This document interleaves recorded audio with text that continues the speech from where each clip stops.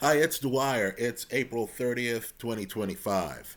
GamblersAdvisory.com, a free site. BettingAngle.us, a free site. Remember, the opinion you should follow should be your own. Just consider this video to be a second opinion from a complete stranger online. Let me just say, too, we're going to talk about things a bit unrelated to sports here. It's really a commentary video, right? We'll mix in a sports theme as well. Let me just say, the generations are very different. I mean, very different. In the 1970s, just understand that John Lennon was one of the biggest stars in music as you could imagine, right? He had a girlfriend who many people didn't like. Folklore has it that she contributed to the breakup of the Beatles, right? So here you have John Lennon, known all throughout the world, especially in the UK, right? He has a girlfriend, she's an older woman, right? And John Lennon, and this is the way it was in the 70s, John Lennon didn't care what the rest of the world thought. He was famous, extremely talented, but understand he wasn't asking the world for permission. Right? The world didn't think it could give him permission. He's living his life. So John Lennon leaves the UK and moves to Manhattan. And just understand, Lennon's in Manhattan. His goal wasn't to walk around town as a celebrity.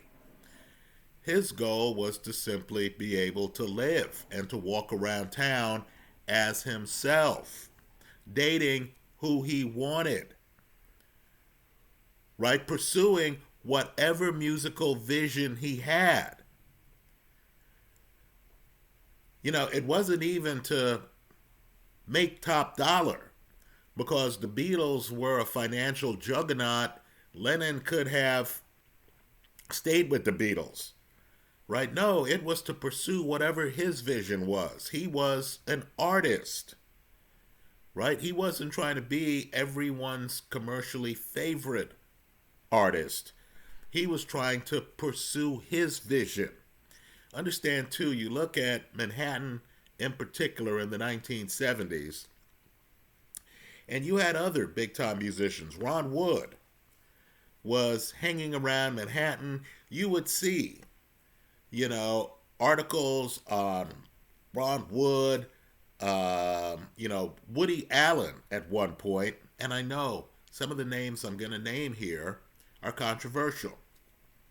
But Woody Allen at one point skipped the Oscars, right? He was living in Manhattan. He was more interested in his gig at a local place as part of a music ensemble. Right? The 70s were really that kind of decade. Now, let me just say, let's fast forward to 2025. And it's shocking, right? I was a little kid in the 70s. Understand, I didn't even know there was an alternative. I just thought the whole secret to life was what Nassim Taleb calls getting FU money. I thought it was you make a killing doing whatever you do, and then you disappear with whoever you want, doing whatever you want, your way and your partner's way. Right? That was the ethos. So let's fast forward to 2025. Here you have Shannon Sharpe. Now let's be blunt here, right? Shannon Sharpe dates younger women. Among the women Shannon Sharpe has been involved with are women of other races. Right now, I'll concede up front. Society has an interest in preventing domestic violence. Right? I'm not here to support domestic violence. I've represented battered women at trials. Right? I don't support domestic violence. If anybody, John Lennon, Ron Wood, Shannon Sharpe is involved in domestic violence. Okay, look, you know, when their victim steps forward and says to the rest of society, I need help, I need a restraining order, I'm going to sue, I'm going to enforce my civil rights, we should back that person. I believe that strongly. Right? But what I don't believe in is this idea that, Shannon Sharpe's a multimillionaire. He, is dating who he wants. He has his own fetishes, don't we all, right? He's into BDSM, if you believe reports. Folks, that's none of my business, right? As long as it's with another consenting adult, that has nothing to do with me or anybody else, right? Unless it involves domestic violence, right? So if Shannon Sharpe's involved in BDSM, that's his business, right? It's his life, right? Now, what's interesting is the fishbowl Shannon Sharpe was in. Here's an entrepreneur. He has Club Shay Shay, right? I'm sympathetic to people who are online pursuing entrepreneurial ventures on YouTube, right? He has Club Shay Shay, and something's wrong. Society has changed. This is no longer the 1970s when he has guests on his show. And of course, one guest, I'm not going to name the guest, one guest, is telling him that he needs to date other people, that he needs to get his life right, that he needs to live according to her social values, how she wants him to live. By the way, this guest was not Shannon Sharpe's mother, right? It wasn't Shannon Sharpe's meddlesome auntie. We all have that meddlesome auntie, right? No. This guest was just another celebrity. And she felt entitled to, of course, tell him how he was supposed to live and who he was supposed to date. Right? This is as preposterous as John Lennon having a talk show in the 70s, having someone on the talk show, person wasn't enamored of Lennon's lifestyle or his wife, and then decides to tell him who he should date and stuff like that. Right? And of course, this guest is a contemporary. And this guest is not a, guru. These, one of the latest fashions over the last couple of decades are these people who are supposed to know the secret to life, right? So you're supposed to listen to some guy who has some name, right? Psychotherapist or life coach or something like that. And they're opining as if they know the secret to happiness for everyone, including Shannon Sharpe. So if you're an older person like me and you remember the 70s, you're baffled by the whole concept. This woman's on his show and is trying to tell him that, he needs to date a black woman who's going to do certain things for him. Then you come to find out that Shannon Sharpe, the entrepreneur, right, who of course, has been on sports networks and has other gigs on networks like ESPN. You come to find out that Shannon Sharpe only owns 50% of Club Shay Shay. Well, excuse me? Is it that hard to grab a mic, a camera, a laptop with a camera, and to do your own show on YouTube after a Hall of Fame career in football where you already have name recognition, and after being on other stations and people know you, before you even say a word, they know, oh yeah, this guy, Hall of Famer, Super Bowl rings, plural, celebrity. So what we're finding out now, and this is really a 2025 story, is that Shannon Sharpe, celebrity, Hall of Famer, right? Great public persona, and that's really his job, isn't it? In the 70s, we understood. We understood intuitively, oh, I'm seeing John Lennon, the musician. Right? You didn't assume you knew much about him. Right? Let me say this too. In the 70s, you saw people like Liberace. And, you thought to yourself, wow, Liberace, I wonder what kind of private life he's living. But then you also thought to yourself, well, you know what? That's none of my business. Right? The idea was Liberace is a great pianist. Right? This is what Elton John, great pianist, great entertainer. I'm entertained. But then you understood there was that time where Liberace's off the clock, right? He's not in the concert hall, right? Elton John's off the clock. They can live the life they want, right? You understood not to ask. Well, now we're in a different time. This is the problem of the internet. This is the problem of the illusion that people see you online and then they think that you're their child or something, that you're actually remotely interested in their opinion on who you're dating, right? Their opinion on how you're living, their opinion on any fetish you have, right? How did we get to this point? What happened to the idea of being an adult? What happened to the idea of me listening to John Lennon and thinking, oh, this guy is talented. Oh, man, I need to pick up this album. And realizing that I only know him as an artist. Right? I don't know him as a man, and I don't really want to. Right? Because I want the stars to have privacy. I want the stars to have life. At some point, the camera has to shut down and the person's real life has to take over. Right, so let me say this. Now we're finding out the truth, and it's stunning, that Shannon Sharpe, in real life, has few friends. Right, you got Tom, Dick, and Harry right now, online. Right, and I can see this is a libertarian view.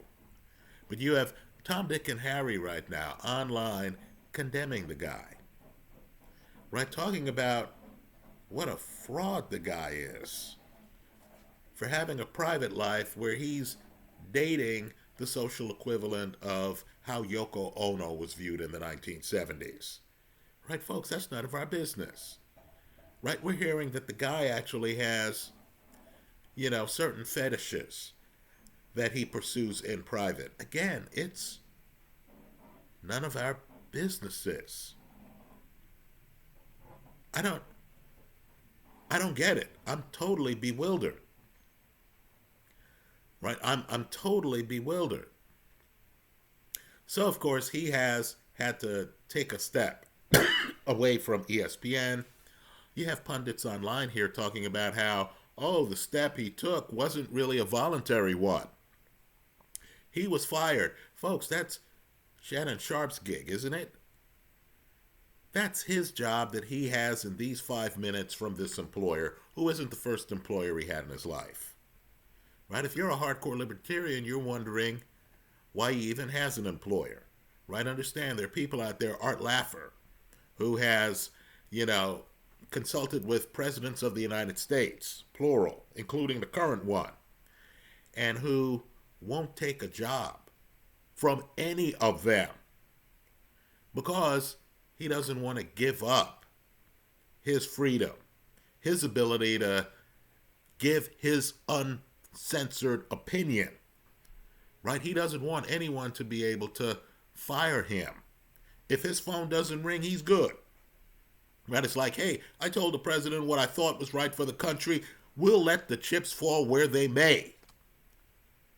Right? But if his phone does ring, and if it's the Oval Office, they need to understand that the opinion they're going to get from him is going to be his opinion. Well, let me just say, the Shannon Sharpe story, if I'm 18, if I'm 19, if I'm 20, I'm thinking to myself, okay, this is the world around us. Right? People actually think that I care what they think about who I date. What is this, high school? I mean, I don't get it. Right? Understand too, the premise should be that folks want to live their own lives, not your life. That a John Lennon can be a big man on campus in the United Kingdom and could decide, you know what, let me go to a city of 7 million people and just try to blend in. Actually be able to look at my life 10 years from now and say, yeah, I remember my 30s when I was hitting these restaurants, hanging out with these friends, real friends, not employees, not people who own my show, right? Yeah, me and Yoko, I mean, even if it had not worked out with Yoko, right? Then 10 years later, Lennon would have said, you know what, I was in love with this woman and I pursued her, right? It's like one of my regrets is not being afraid to pursue what I love. Let's shift gears, right? Let me just say this, totally different subject. We all have a list of the best movies we have seen, right? Nobody else has to agree with it. Right? It's your list, right? These are the movies you love, right? Well, on mine, I'm just sharing part of my list. Nobody has to agree, right? I don't expect anyone to agree. One of my all-time favorite movies, and I've talked about this movie with others, and they think I'm crazy, and that's okay. I'll be the crazy guy with his own idiosyncratic list of movies he loves. One of mine is a movie from 1995. Now let's get the moment here, right? 95. I noticed some, they're saying, man, that's 30 years ago. Who was alive then, right? I was alive then. Let me just say this. The internet was just exploding, right? At the time, my mom didn't want to order things online because the idea of giving her credit card information to any online vendor was just too big of a leap. Right? Folks need to understand how different the world was. Suddenly, in the mid-90s, the world had gone global. We had a president of the United States. For the record, I think he's one of the best presidents of my life, right?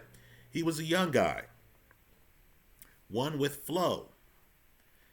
And he was really the first young, we'll call him current socially, president since John F. Kennedy in the early 60s, before I was around, right? In other words, this guy just socially stuck out, right? You saw a young guy, he, had a high-powered wife, he,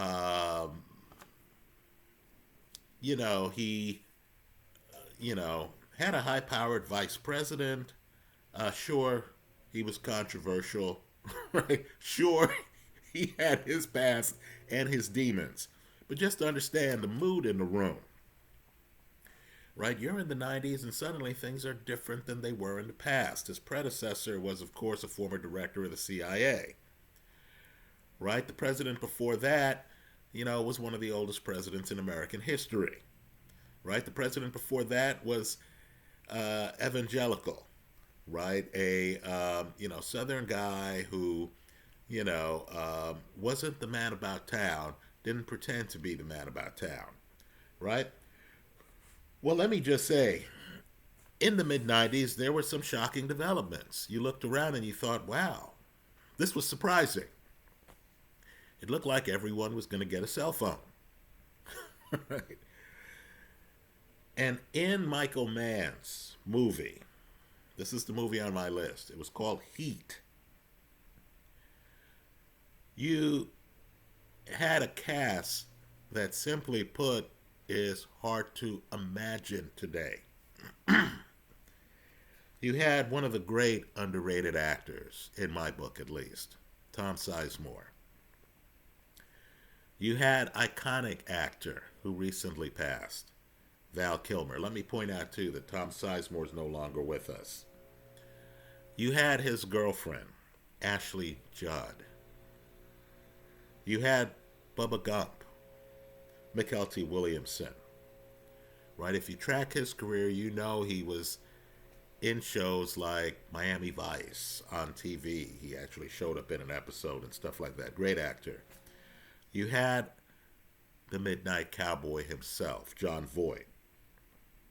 You had Michael Corleone, Al Pacino. You even had Mr. Allstate, Dennis Haysbert, and Danny Trejo, right? One of my favorite actors. He was in this movie. Well, let me just say, you had a storyline that involved the ultimate male fantasy, right? At least from the 1970s. You had girlfriend Amy Brennerman and her boyfriend, Robert De Niro, has made the big score, has gotten the money from the big heist, and he is in the car with his girlfriend. They're on the way to LAX, right, so that he can disappear. Right? It's his life. He has everything he needs. Right? He's made the score. He has the money. He's with his girl. The only other things he needs, let me correct myself, the only other things he needs, quite frankly, are freedom, food, and water. Right? So he's on the way to the airport. The cops aren't on to him yet. Right? He's about to escape. No one knows where he's going. Right? You don't want to know where he's going. You understand this is his exit. Right? He's lived his life. Now it's on to the here and after. He has his girl. That's it. Right? Then, of course, things start to fall apart. And understand he has a stone in his shoe. Some guy messed up one of the heists. Some guy who De Niro didn't like. Some guy who didn't listen to De Niro. So De Niro has a huckleberry in his life. And he has a choice here. It's a clear choice. Right off into the sunset. He has this woman. Right? He has everything he needs. Right off into the sunset. Leave this life behind. Or try to get the stone out of his shoe in this life. Right? Resolve the unresolved in this life, but risk the exit. So, of course, what happens? He makes the wrong decision. He goes back to this life. Right? He decides, you know what? That guy who wrecked my crew, who messed up the heist, who got us all in trouble, who has the police on our tail, I'm going to take him out. So you know the rest. He leaves his girl at the airport. He goes back. The cop after him is Al Pacino. I think you know how this movie ends. Right now, let me point out that Seconds Out in boxing, great site, they caught up with Tyson Fury. Now, Tyson Fury is one of the best heavyweights I've seen. Right? It'll be up to future generations to do the math and to figure out how he would have done against greats like Jack Dempsey. Right? There would have been a coordination gap there. Right? Jack Dempsey, Joe Louis. I think Tyson Fury is too big, too long, had better legs than Louis. Right? Lennox Lewis. Prime Mike Tyson, who he's named after, right? Sometimes truth is even better than fiction, right? It's up to future boxing generations. It's not my job to figure out how Tyson Fury is remembered. That first fight against Usyk, awfully close. Awfully close. Future generations will look at that fight and will ask themselves questions that we asked after the Thriller in Manila. Right, that Ali Frazier third fight, who really was winning at the time? Eddie Futch pulls the plug. Right, you'll get into arguments today in bars. Right? Boxing's replete with fights like this. Alexis Arguello, Aaron Pryor. Why does Pryor have 2 drinks in his corner? What does Panama Lewis actually give him? How's he able to come out looking revived the very next round? Didn't Arguello actually beat Pryor that fight? Would there have been a rematch if Arguello had beaten Aaron Pryor? Right? Who really won? Marvin Hagler, Ray Leonard. Right? Can you take a multi-year unified champions title primarily on your back foot and flurrying in the last 30 seconds of rounds like Ray Leonard did? Was that a boxing match, or was that a popularity contest involving a fighter who was one of the most popular fighters in the history of the sport? We can debate that first Fury-Usyk fight. Now understand, Fury's a guy who has a stone in his shoe. He didn't get the nod. It's even worse than that. Then we have the second fight. Right now, I personally thought Usyk won the second fight. Right? Just like the Arguello people would have to concede that Aaron Pryor won the rematch. Right? But, that's not enough for these Robert De Niro character Tyson Fury types. Tyson Fury thinks he won the second fight. So Tyson Fury, of course, wants that third fight. Right? He said so to seconds out. He said, look, I'll come back from retirement. People know I beat this man twice. Right? He wants the third fight. Here's the problem, and I think it's a big problem. Right? Let's say Usyk beats Daniel Dubois again. Right? Folks, right now, the heavyweight division is the deepest it's been in generations. Right? There's several guys who haven't had a shot at the title. Right? Among them, and you have a huge fight coming up, Martin Bakole and Efe Ajagba. Right? You have other guys who look like they're ready to be champion. You have a whole other group in the room now. Right? The 20-somethings, Daniel Dubois' generation, have entered the building. Richard Torres, unbeaten. Right? Moses Atama, unbeaten.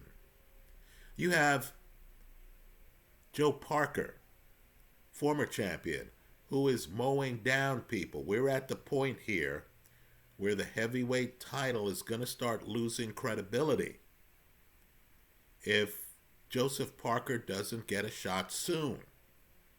A sanctioning body has said, look, after this fight, we're going to demand that our champion fight Joe Parker. So let me just say, for Tyson Fury to fight Oleksandr Usyk, right? And that's the fight he wants. Understand, if Daniel Dubois beats Oleksandr Usyk, okay, sure. Dubois would be undisputed at heavyweight.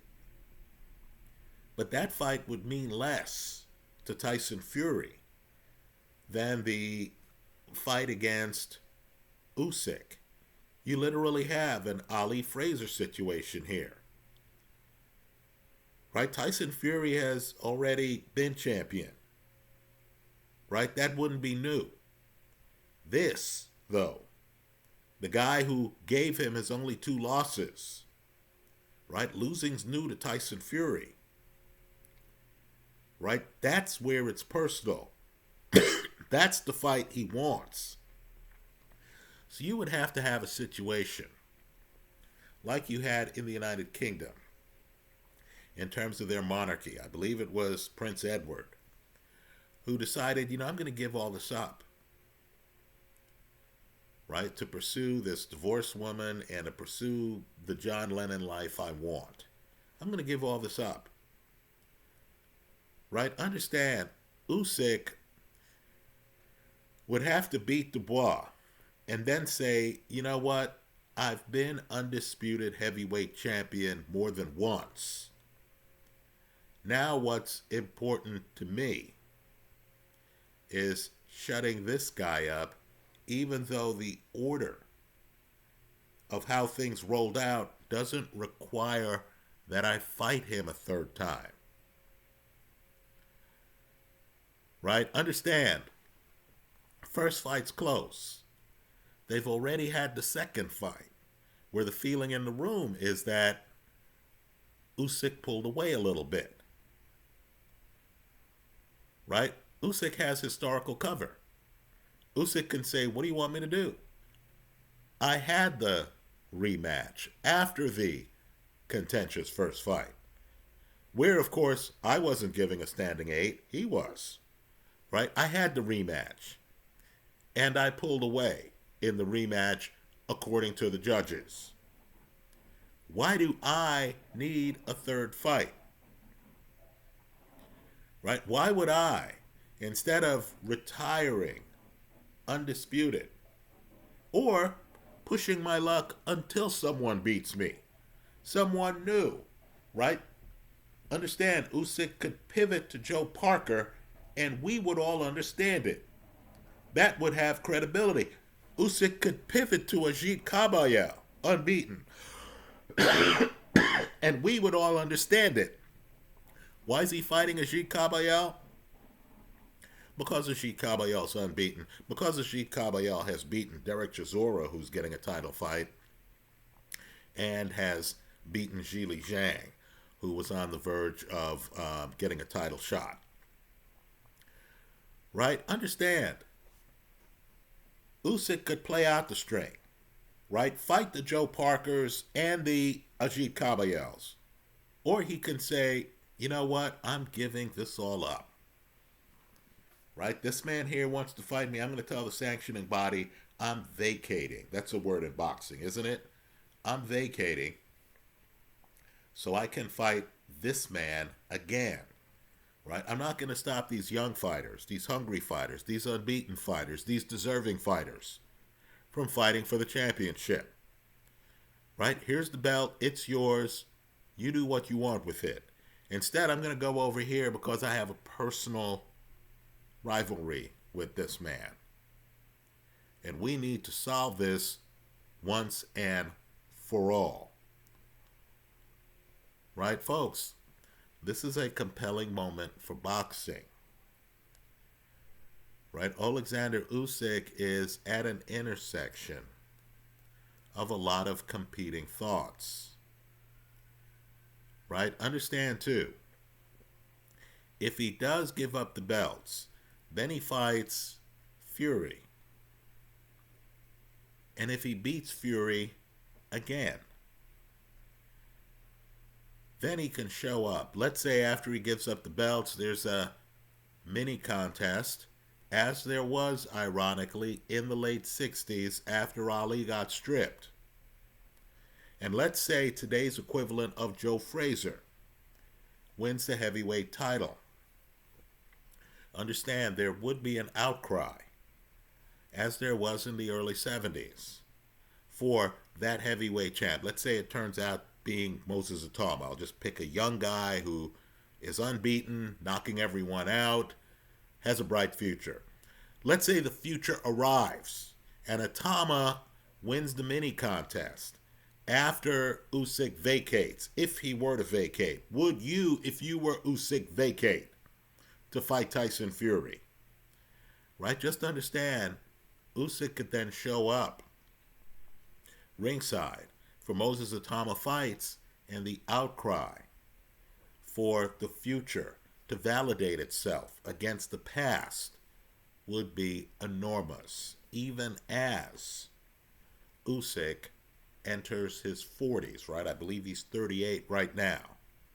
So in the comment section of this YouTube video, tell us, if you're Usyk, and if you beat Daniel Dubois, what would be your next move? Would it be a, here are the belts, I'm fighting Tyson Fury? Or would it be a, you know, I'm undisputed and I'm going to continue to show the public, right? Who's next? Is it Joe Parker? Player, bring your A game. You'll need it. Right? Is it Ajit Kabayel? Here I am. You want to fight the champ? He's right in front of you. Right? Is it going to be that? Or is it a third option? Where you think to yourself, you know what? I'm 38. I have a wife. I have kids. I have a life. Right? I'm living that John Lennon life off the public stage.